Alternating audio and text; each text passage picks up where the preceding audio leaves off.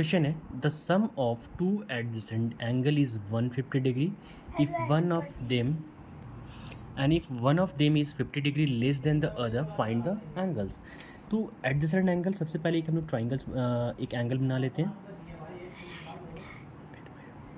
ये मेरा एक एंगल है और ये एडजेसेंट एंगल क्या होता है जिसमें एक कॉमन आर्म होता है। तो ये मेरा कॉमन आर्म हो गया और ये मेरा कॉमन वर्टेक्स हो गया। इसका नेमिंग हम लोग कर लेते हैं ए बी सी और इसका हम लोग क्या कर लेते हैं नाम ओ कर लेते हैं। ठीक है, तो अकॉर्डिंग टू द क्वेश्चन ये तो सम ऑफ टू एडजेसेंट एंगल यानी ये एंगल का सम और ये एंगल का सम हम लोग का कितना दिया हुआ है 150। दैट मीन्स कि angle A O B, angle A O B ये वाला और angle B O C, angle B O C इसका सम कितना दिया हुआ है 150 डिग्री। क्यों? It was written in the question the sum of two adjacent angle. तो ये एडजेसेंट एक एंगल ये हो गया और एक एंगल ये हो गया, इनका सम क्या दिया हुआ है 150 डिग्री। क्वेश्चन आगे क्या बोल रहा है, if one of them is 50 less than other, यानी एक एंगल जो है वो दूसरे एंगल से 50 कम है, लेस है। तो कैसे बनाएंगे? तो इस एंगल को अगर हम लोग को पता नहीं है तो इस एंगल को हम लोग क्या मान ले रहे हैं, एक्स मान ले रहे हैं।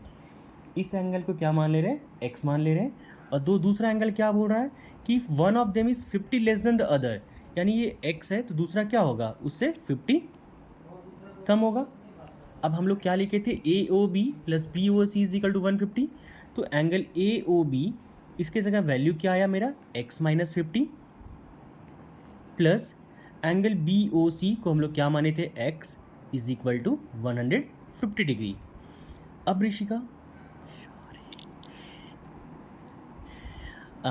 ध्यान से, ये x है, ये -50 इधर में है क्योंकि x और x मेरा वेरिएबल टर्म है, 50 मेरा कांस्टेंट टर्म है। तो ये 50 इधर माइनस में है, इक्वल टू के उधर जाएगा तो क्या हो जाएगा प्लस हो जाएगा। तो x plus x is equal to 150 और ये -50 इधर क्या हो जाएगा +50। x और x क्या हो जाएगा 2x हो जाएगा और 150 और 50 को ऐड करेंगे तो क्या हो जाएगा 200 हो जाएगा। तो x के साथ 2 का जो रिलेशन है वो मल्टीप्लाई उधर जाके डिवाइड हो जाएगा। तो x इज इक्वल टू क्या हो जाएगा 200/2। जब इसको कट करेंगे तो ये क्या हो गया 100, यानी x का वैल्यू क्या हो गया हम लोग का 100। हम लोग को क्वेश्चन में दोनों एंगल निकालना है, एक हम लोग का x है, दूसरा क्या है हम लोग का x माइनस 50।